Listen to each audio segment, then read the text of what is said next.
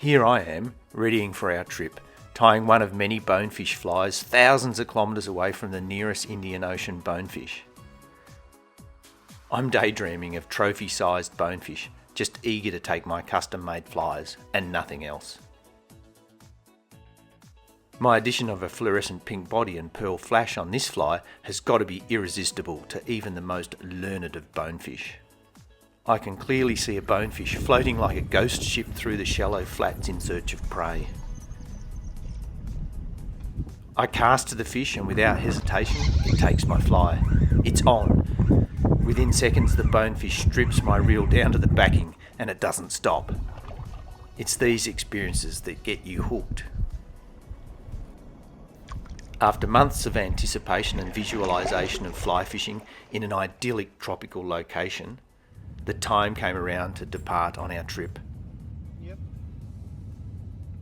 As we commenced our descent to our island fly fishing location, we could see the conditions were short of ideal. They were awful. The wind was howling, the swell was up, the flats were turbid, rain was falling and the light was dull. What of the tropical paradise we expected? Although our spirits were dampened, we were still super keen we'd find some bonefish. So, undeterred, we dumped our gear at our bungalow and wasted no time in hitting the flats. Let's catch! It worked. The flies worked. He scratched it. While the rain had eased, the wind was still ripping. It seems like it was strong enough to blow this bonefish from Craig's grip.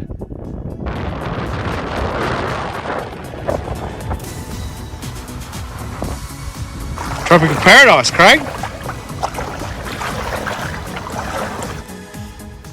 Day after day it blew, and day after day the cloud persisted, delivering a few drenchings and requiring us to take respite on land, often to find it was just as wet as the flats.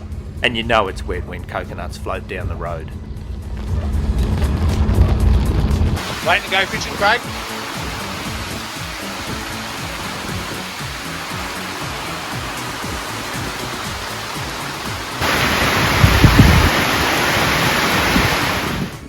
Well, we could have given up, but we persisted. When there were breaks in the cloud, it was a blessing. Sunny conditions are excellent for polaroiding bonefish. This kind of sight fishing can be very rewarding. While bonefish blend in almost perfectly with the colour of the bottom, they cannot hide their shadows.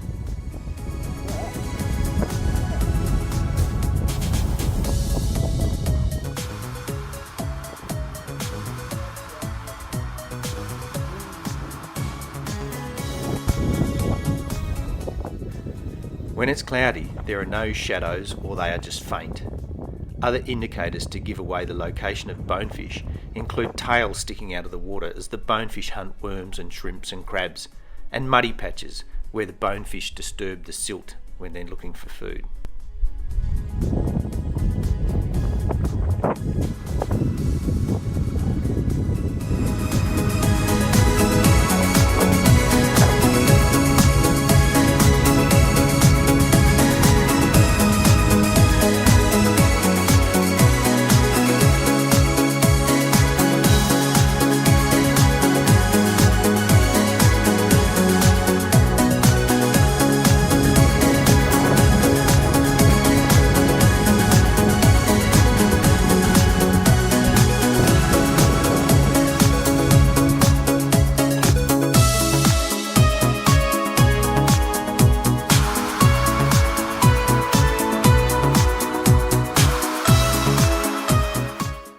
Sharks provide excellent sport fishing. I accidentally hooked this blacktip reef shark in its dorsal fin about 20 minutes prior to getting it in close enough for Craig to pop the tippet.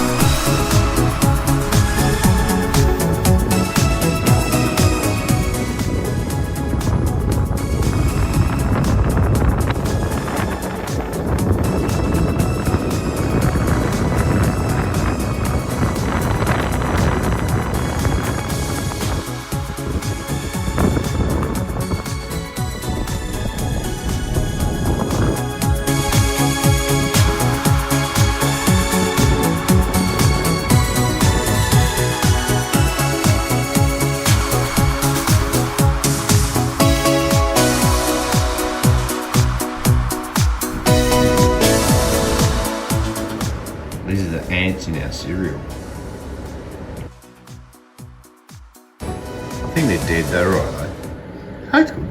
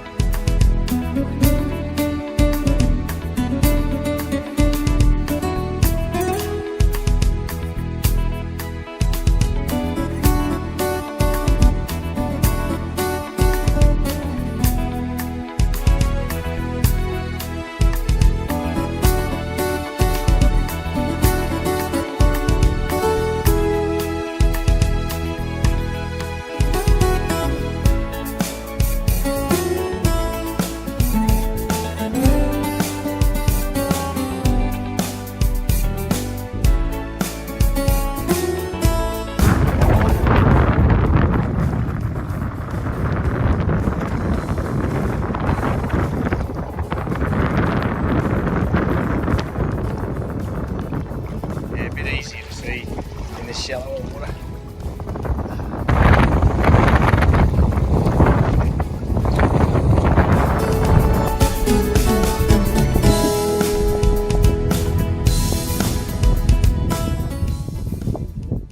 A landing net was a handy accessory this year. Whilst landing a fish in your hand adds to the challenge, the net was a saviour in those crucial moments when sharks would move in on an exhausted fish for the kill. The landing net can also be used to help revive bonefish and then release them out of harm's way, at least for a moment.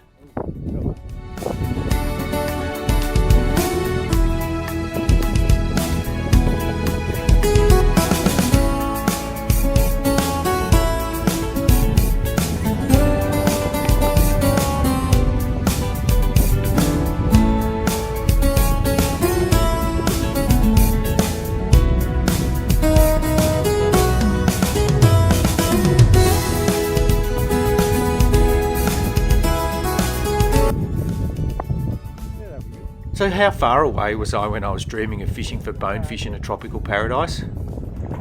Turns out, according to this directional sign, I was 5,820 kilometres away. Or was I? Turns out though, the pointer was spot on.